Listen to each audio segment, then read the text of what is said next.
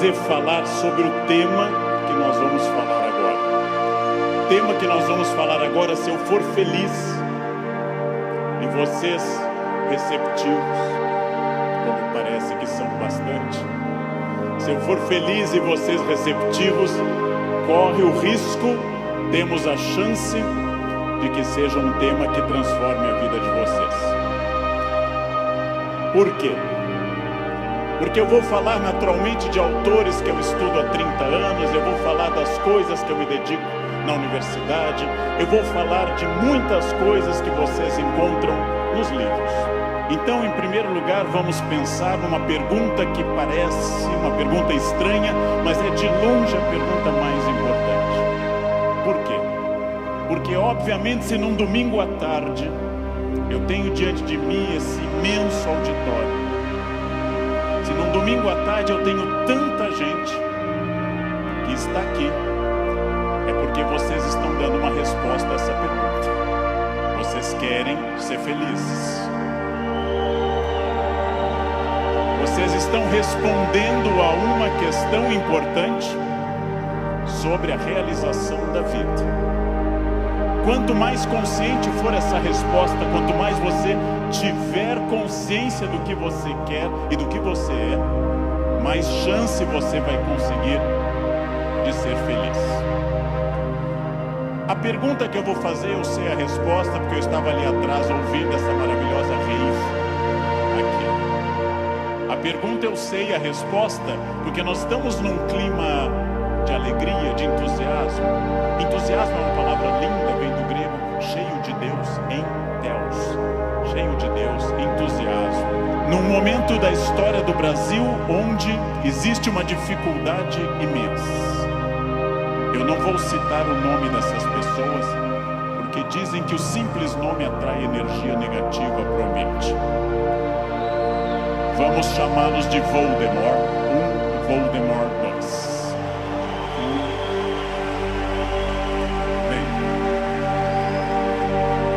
Muito difícil que eu consiga pensar, porque da mesma forma que nós temos um momento político difícil, nós temos um isolamento enorme neste país, e as pessoas quase todas estão fechadas sobre seus aparelhos, estão fechadas sobre aquilo que estão lendo e vendo, estão mais olhando suas telas do que outras pessoas. Há um individualismo enorme, crescente. Há um individualismo que nos domina nesse momento, sem sombra de dúvida. E eu vou traduzir esse individualismo nessa piada. Um homem tenta advertir uma senhora que se encontra em rumo de colisão e grita o núcleo duro da mensagem: vaca. Porque ele não tem tempo para elaborar uma frase. Ele não tem tempo para dizer: cuidado, ó senhora, haverá um choque. Então ele grita apenas vaca.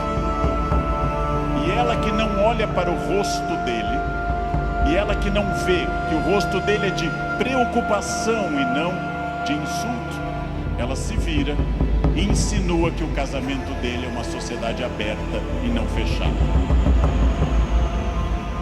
Bem,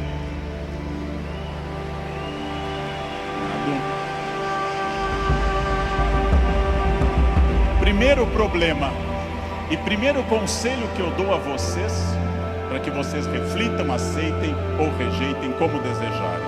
Primeiro conselho importante: olhem para o rosto das pessoas, olhem para o rosto dos clientes, olhem para o rosto de quem está comprando, porque o rosto humano é um livro poderoso que traduz tudo. O rosto humano lhe diz: eu estou adorando, eu estou detestando, eu estou entediado, eu estou entusiasmado. Comecem a olhar para o rosto, comecem a mandar menos emojis e emoticons pelo celular e comecem mais a olhar para o rosto humano, que traduz tudo o que você precisa saber. Chego a sugerir ousadamente que vocês olhem para o rosto das pessoas da própria família, que conversem com maridos e mulheres. Olha a minha ousadia. Que olhem para essas pessoas, que vocês passem a avaliar valores, emoções, sentimentos, que vocês passem a pensar claramente em cada indivíduo único. Essa é uma das grandes chaves do sucesso. Eu tinha um erro, eu tinha um defeito como profissional. Há alguns anos eu entrava num grande evento como esse pensando o seguinte: acabei de chegar de Foz do Iguaçu, dei palestra lá, amanhã eu tenho que estar cedo em São Paulo, depois eu vou para a Bahia, depois eu tenho que voltar correndo da Bahia porque eu tenho aula na terça-feira de manhã cedo em Campinas. E eu vivia no compromisso seguinte, eu vivia no momento seguinte. Isso é um defeito. Vivam no momento que vocês estão. Ao entrarem para conversar com alguém, ao tentar uma venda, ao ler um livro, ao namorar, ao conversar com seu filho, ao fazer qualquer coisa importante na sua vida, entre inteiramente naquilo. Não fique pensando o que vem depois. Faça daquela experiência única e que a pessoa que está com você não entenda e não sinta, em hipótese alguma, que ela é um obstáculo ao seu horário, que ela é um obstáculo à sua realização. Entreguem-se a isso. Quais são os meus valores? De novo, parece uma pergunta estranha, mas é uma das perguntas mais importantes que nós temos. Qual é o seu valor? Qual é o seu valor principal? Qual o seu valor auxiliar? O que faz você se emocionar? O que move seu coração? O que impulsiona seu despertar? Quais as ideias que você tem mais fortes pela manhã? O que você dorme pensando em quem? Estes são seus valores. Decidiu que seus valores são família, dinheiro, um equilíbrio entre os dois. Decidiu que seus valores são viagens, família, dinheiro, um equilíbrio entre os três. Perfeito. Definido o valor, procure este valor obsessivamente, sem cessar em nenhum momento. Há mais de 40 anos, quando eu estava estudando línguas inclusive, eu ouvi várias pessoas dizendo sempre que era muito esforço. Quando eu fiz a faculdade, evitei excesso de festas, evitei maconha, porque no curso de humanas na USP é um isolamento muito grande, não pegava ninguém. Evitei coisas, foquei no que eu queria. Eu estou aqui para estudar. Eu estou aqui para estudar muito. Depois continuei estudando, eu fiz mestrado, doutorado, fui morar fora, aprendi línguas e sempre mirando no meu valor. Meu valor é ser um profissional de excelência. E não apenas excelência média, de grande excelência. Eu mirei desde o início. Eu mirei na ideia que eu quero ser Alexandre o Grande, não Alexandre o Médio, nem o Pequeno. Não quero ser médio, não quero ser a pessoa legalzinha. Por incrível que pareça, e até vaidoso que possa parecer a vocês, mas isso foi um lema de vida. Desde muito cedo eu disse: eu quero ser, se não o melhor, um dos melhores professores do Brasil. Um valor alto, vaidoso.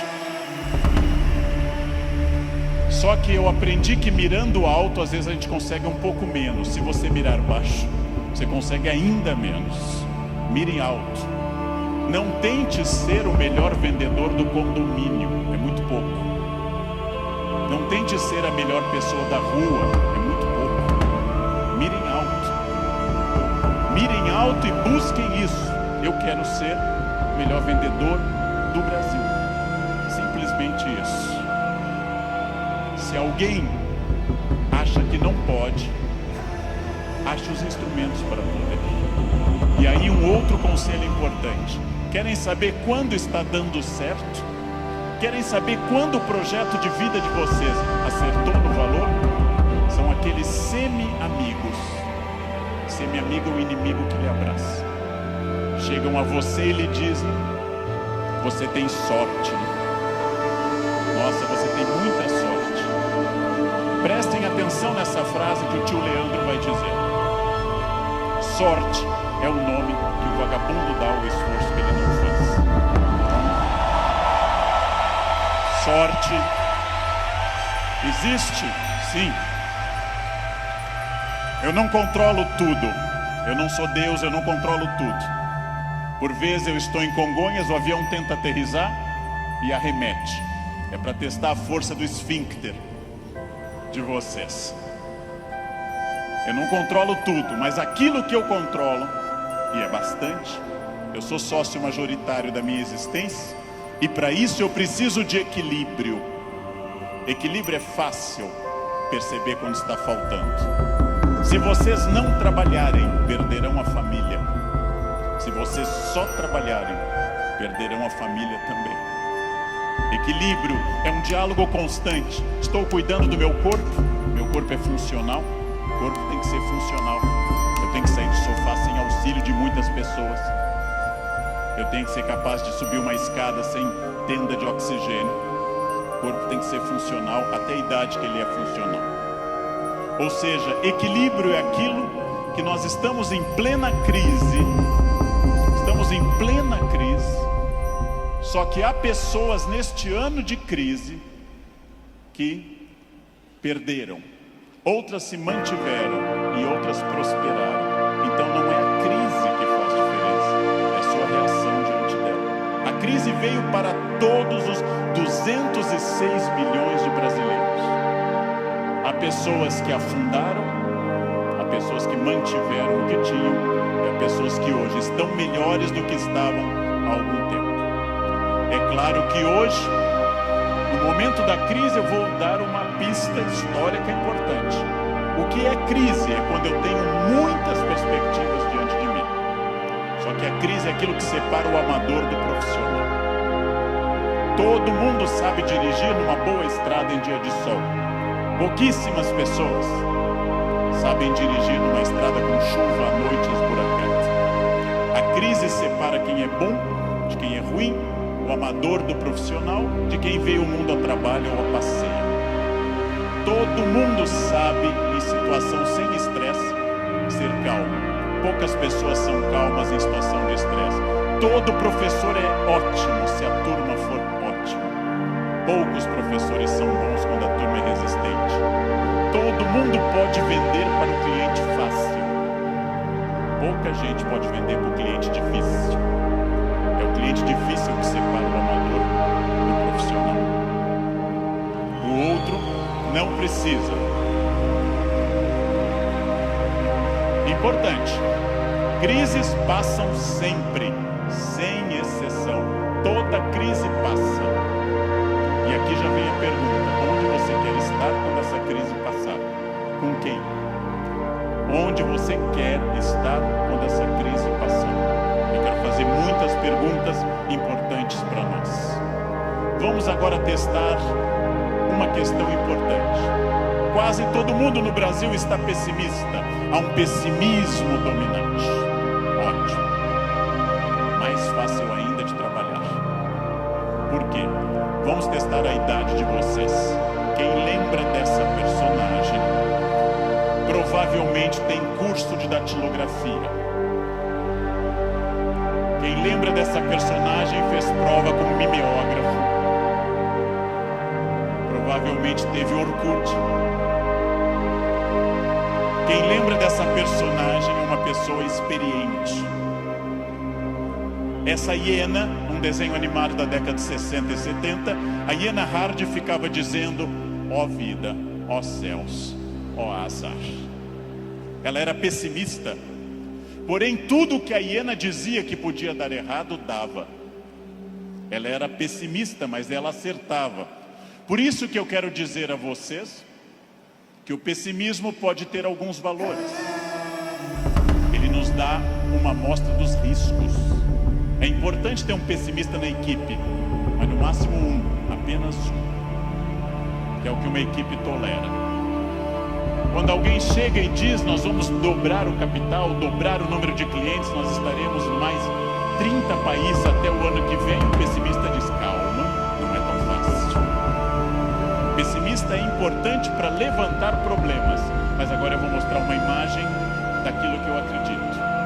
No barco está a hiena pessimista dizendo: lógico, o continente está longe, a desidratação é certa, há tubarões, essa vela é ridícula, esse remo não vai levar a nada. Ele tem razão, a hiena tem razão.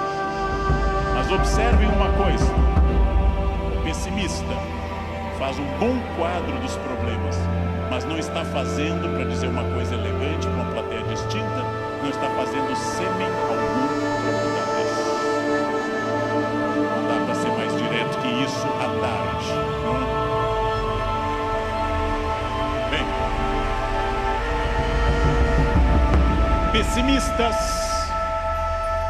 pessimistas são bons para levantar os riscos. Pessimistas são péssimos para resolver os problemas. Para eu resolver um problema, para eu resolver qualquer coisa, eu preciso de um otimismo obsessivo. Se eu não for otimista, gente, eu jamais teria casado. As estatísticas me contrariam. Casamento é submarino, pode flutuar, mas foi feito para afundar. Foi feito para afundar. Se eu não fosse tomado de um otimismo obsessivo e doentio, eu não teria filhos, porque é um investimento de retorno muito ruim. Filhos nunca amortizam o que você investe neles. Com filhos você nunca chega ao topo. Pelo contrário, você vai investir centenas de milhares de reais e vai ouvir a frase: eu te odeio. Filho não vale a pena. Casar não vale a pena. Porém, se nossos pais não tivessem tido esse otimismo obsessivo, nenhum de nós estaria aqui hoje. Então, mais uma vez, um conselho forte: ouçam os pessimistas. Para pessimista não vale a mãe é sempre otimista com vocês. Ouçam um cunhado é bom para isso. Ouçam o cunhado. Ouçam os pessimistas. Vejam o que eles têm a dizer, agradeçam. Enquanto eles falam, tenham aquela reação bovina. Ouçam. Depois agradeçam e comecem a trabalhar com otimismo total. É só assim que se cresce. É só assim que se consegue alguma coisa.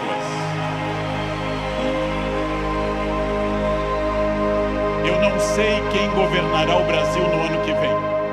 Pela tradição republicana, o pior possível, mas ainda não escolhemos.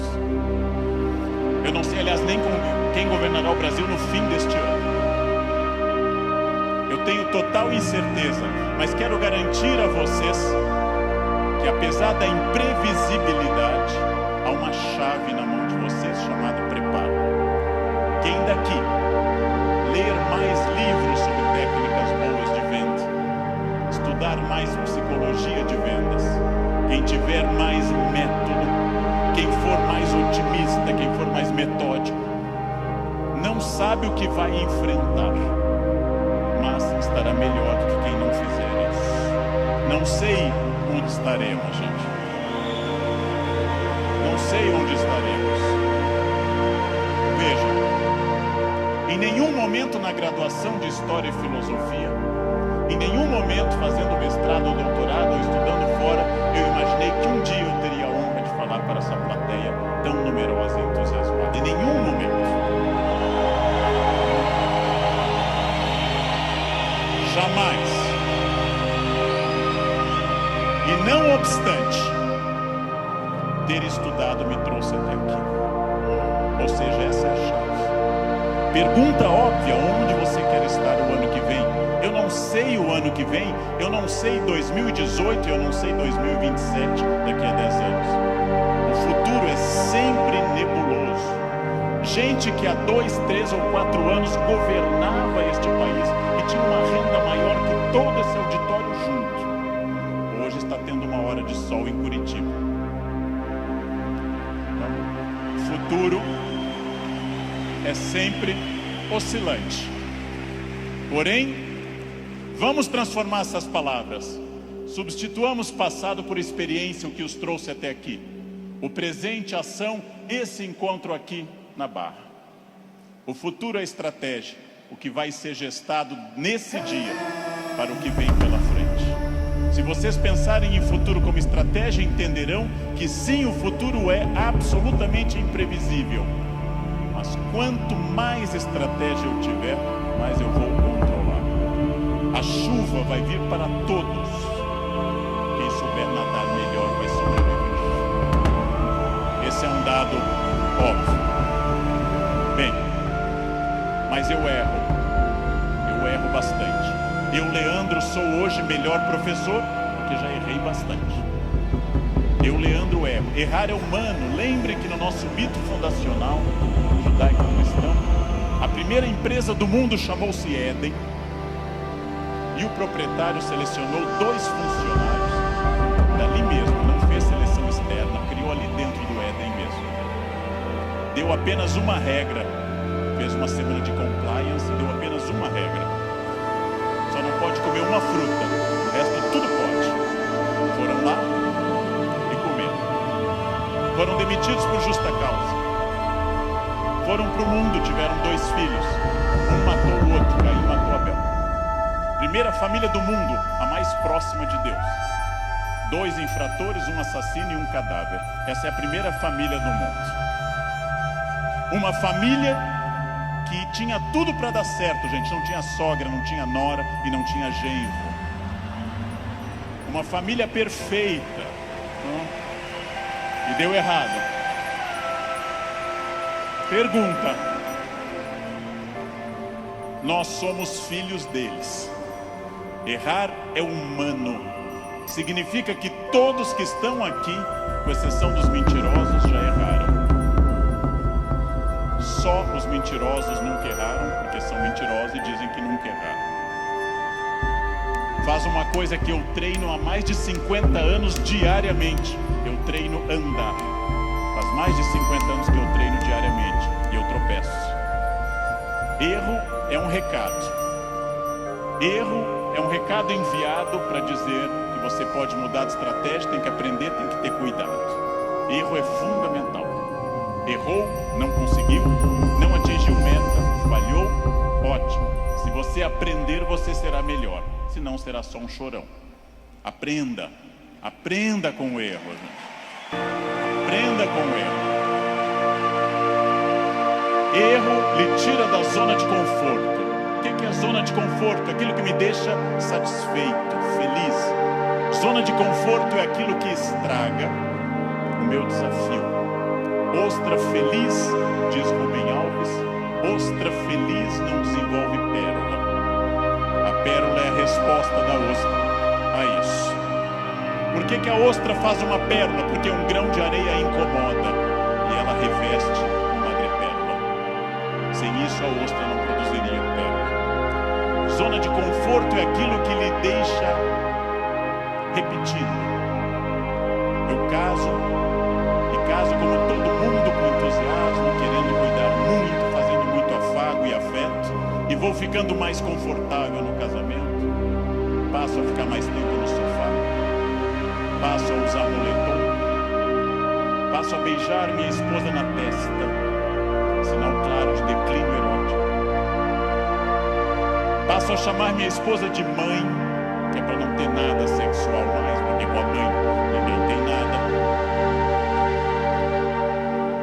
Perco a atenção na roupa de baixo e ela, ao invés daquelas lingeries lindas de seda e renda, vermelha e preta, passa a usar bege de algodão, lavadas com sabonete no box, dia após dia. E assim os dias vão se sucedendo e finalmente chegamos ao ponto mais baixo da relação. Os 2 passam a usar croque. Acabou. Não há sexo com croque, jamais. Bem, salvo se alguém aqui está de croque, é exceção do que eu estou dizendo. Está muito bem em você. Está muito bem. O que acontece com a zona de conforto? Eu passo a não querer fazer mais coisas certas nem com entusiasmo. Eu passo a achar que está bom estar no aquário lotado porque é conhecido. E eu não busco um aquário mais desafiador e maior. Tudo o que te agrada te engana. Tudo o que te seduz e te